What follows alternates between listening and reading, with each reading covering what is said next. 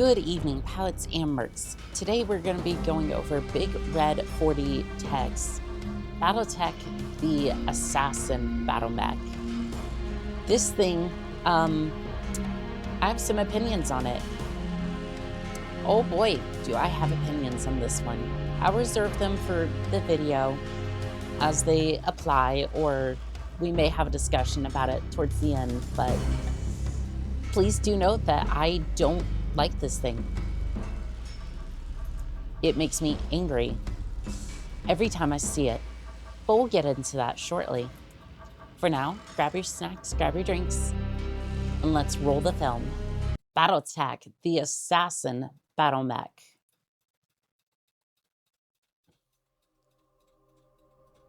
In this video, we are going to be going over one of the more controversial designs of the Star League and Succession War eras. You don't say. Oh, again, we'll get to why I don't like this thing momentarily.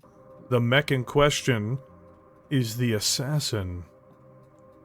A medium mech weighing in at 40 tons, this battle mech is one of the armed forces of the Federated Sun's more prominent medium mechs. Notice he says one of. It's like saying, this is the battle mech of all time. And over time would be adopted in several other forces through either capturing them or gaining rights to produce them on an on-contract basis. Designed originally for the... I do love the Mech Warrior team music. I hear that. I SLDF, as an alternative to the Wasp and Stinger light mechs, the Assassin filled an awkward niche. It was superior to the two designs, being both faster and more maneuverable, as well as being equipped with the same or slightly more firepower. Give him a minute. This made the Assassin on paper the winner of... Okay, no, I can't wait any longer. What do you mean it has more firepower than those two combined when this thing usually sports? It usually sports an LRM-5, an SRM-2, and a medium laser. And I just... What do you mean that this is a 40-ton battle mech? What do you mean by that? Like, where is all that extra weight going? Is it going to the engine? Because that's about the only thing I can see here. And it's supposed to have more firepower than the Wasp in the Stinger. I'm not 100% sure on that. Like, if so, only barely. And the heat sinks on this thing are good enough, I suppose. But, like, you could get a fire starter, or you could get a fire starter or a Panther, and it would do more damage than this thing. Hell, if you wanted to splurge a couple of extra civils, you could upgrade to the Griffin. And if I'm telling you the Griffin is the better of the two here, you done messed up. Actually, to be fair, the Griffin is just fine. The Griffin is fine. I give it flack because of its lack of armor. But the Griffin is fine. It has an LRM-10 and a PPC. What is this thing's excuse? I'll get into why I don't like this thing momentarily. It's pilot's bias, slightly.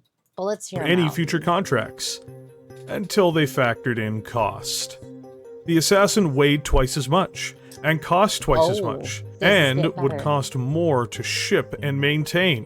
So while it was superior to these two 20-ton mechs, it was simply uneconomical to produce it for the role it was designed for. It was purchased by the League in small quantities and seemed to prove itself for apparently having decent firepower and speed as well as armor. The situation in the Inner Sphere, however, would change. With the collapse of the Star League, the Assassin's fortunes would improve. as many mech designs were lost in the decline and collapse of the League. And during... Actually, I might have been... No, I was right. There's the SRM-2, there's the LRM-5, and then your medium laser here. The first two succession wars. Maltrex Corporation could continue to produce the mech, though now for House Davian, as mentioned prior. It would fight across all the succession wars and have the misfortune of being deployed against the technologically superior clan forces. Oof. The mech itself seemed to be a bit of a mixed bag, and I personally, as the author of this, feel the need to dispute some of this narrative. The Assassin is a 40-ton mech, which is armed like a 20-ton mech during the succession wars. Yes, that is the problem here. This thing has about as much firepower as a Locust. I think I've seen Locusts in... I say it, I think even the Thorn had more firepower, considering the fact that it had PPC. Arguably, the Hasser, with its single ER laser and 10 double heat sinks, has more firepower in this thing. However, the Hasser doesn't have... would be produced in limited numbers, and at this point, double heat sinks would be more or less considered low stack. So maybe the Hasser is not a good example. But please, go on. And is plentifully outgunned by the humble 25-ton Commando. While it is indeed better than the Wasp or Stinger, one must ask why they want a 40-ton Wasp or Stinger for twice the price, just as the Star League seemed to ask in the lore. It does not have decent firepower or armor, as it is barely more armored than a 20-ton Locust. In fact, it is undergunned in its primary range bracket by the 30-ton Spider, and it is slower than the Spider as well. The best quality of the Assassin is its raw speed and maneuverability, which it does not have a monopoly on even.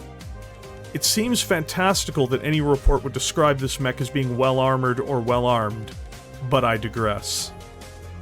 The baseline model of the Star League era and Succession Wars, the ASN-21, has a 280 VOX engine weighing in at 16 tons and gives the Assassin a top speed of 118 kilometers per hour, which is 11 hexes on the tabletop.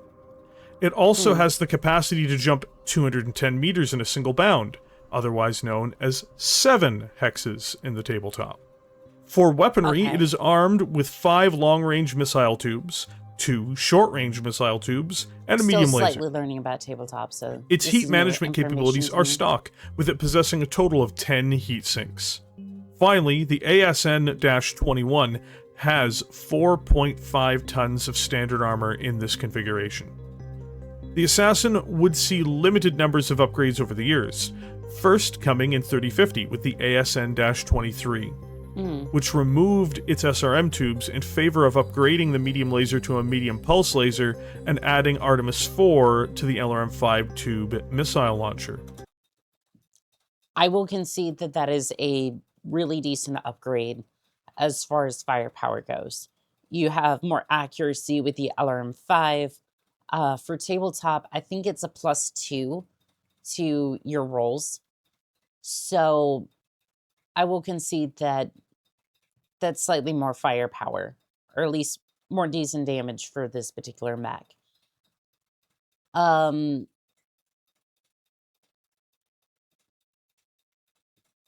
feel like you could have done that from the beginning, or at least a refit could kind of do most of that. Again, I don't know if that would have necessarily worked as well beforehand, and I don't know if Artemis was low stack on that one.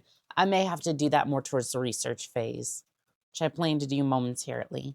This design adds more or less little value to the Assassin to make it functionally better, and serves in the same role as prior, only with 2 less missiles and more accuracy with its remaining weapons packages. The most modernized package for the design, the Assassin 99, which is produced by Hellespont Mechworks, incorporates an XL engine. Wasn't Hellspawn the one that worked on the Charger? I feel like I've heard that one before. I may need to look that up. And is equipped shortly. with a light PPC and 2 SRM2s. It also has stealth armor and a sword. This is likely the best variant of the Assassin in Okay, now we're any time period. However, this was not in production until after the clan invasion and after the Fedcom Civil War. Okay, so basically nobody used the thing. Or maybe House Leon or House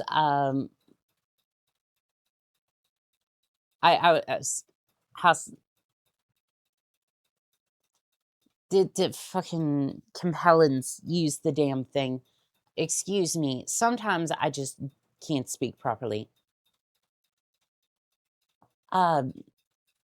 Anyways, let's move right along before...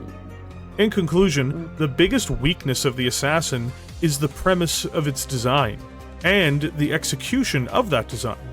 An undergunned, overcosted recon mech, which would eventually be given the role of hunting down and eliminating mechs which are much cheaper than itself, and unfortunately have similar capabilities, and may be able to overtake it despite its weight advantage. There are very few mechs which are truly redundant or without purpose in BattleTech. While the Assassin doesn't necessarily fall into this camp, it does come close. Even with a skilled mech warrior, the C-bills and time put into building and maintaining this weapon would be likely better off being put somewhere or really anywhere else. Thank you for joining me here today. If you enjoyed this video, please consider liking it and subscribing to the channel. With that, I will catch you in the comments section below. Okay, so this is the part where I'm going to go research some of this a little bit and kind of explain my thoughts on the Assassin a little bit more in depth, because after the Science and Sandy video, I have kind of been woken up to a little bit of bias in the BattleTech universe, and I'm just kind of like, I feel like my bias, and especially those of some of the content creators I've been watching, definitely has skewed a couple of things. I just generally want to form my own opinions and maybe see if this thing's a little bit better. So I'll be right back. Okay, so this is the Assassin. This is its current C-bill value. It's 3.7 million C-bills, 1 medium laser, LRM5, SRM2. Yeah, that's not a lot of firepower. So the reason why I don't like the Assassin was because I was forced to use it for a stealth operation. Well, kind of semi-stealth during one of the contracts for Draconis Combine during the events of MechWarrior 2. And oh boy, it does not have good armor from my reports of it. Its speed can help you with certain situations, but again, when you're armed with just this, I was approached by a Centurion, and I'm pretty sure it was a hunchback.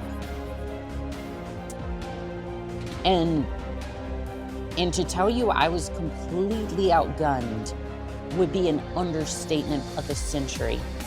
And you have about maybe 7 tons to work with for a refit.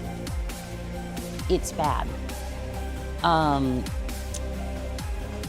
Assassin 30 upgraded the medium laser to an ER laser.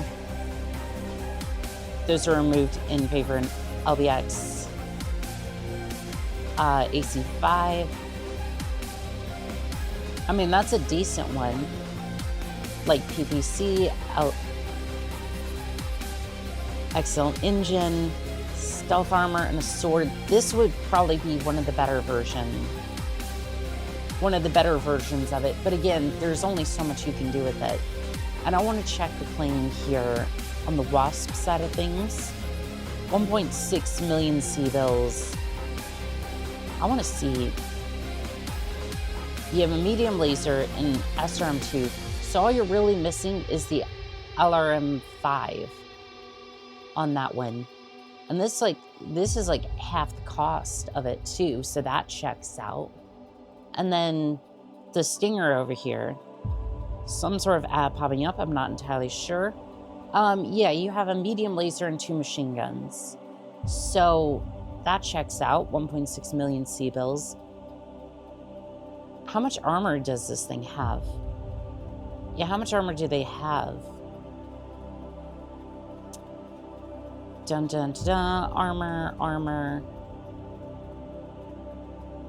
It just says what type of armor it has, but it's like 20 tons. So I wouldn't be surprised if it had more than 2, maybe 3 tons of armor. It's average, so that's pretty decent. Let's see here. Any other? How much armor does this one have? I don't know if it tells us anywhere on this one. Yeah, it doesn't look like it, but again, 3 tons is about standard. I want to see how much armor this thing had. Let's see here. I'm like scanning through, trying to see if there's any mention of it. Excellent coverage, by the way. 4.5 tons of armor and solid firepower. Look at this sentence, and then tell me that this is the Wasp. Comparable firepower. Again, you don't necessarily have the LRM5, but again, 3 tons of armor. You have a medium laser machine guns. And these are the 2 you're pairing up against. And then you have the Locust over here with a medium laser, 2 machine guns for the base model. This version has triple strength polymer in its designs. Weapons are identical. This version here has 2 LRM5s.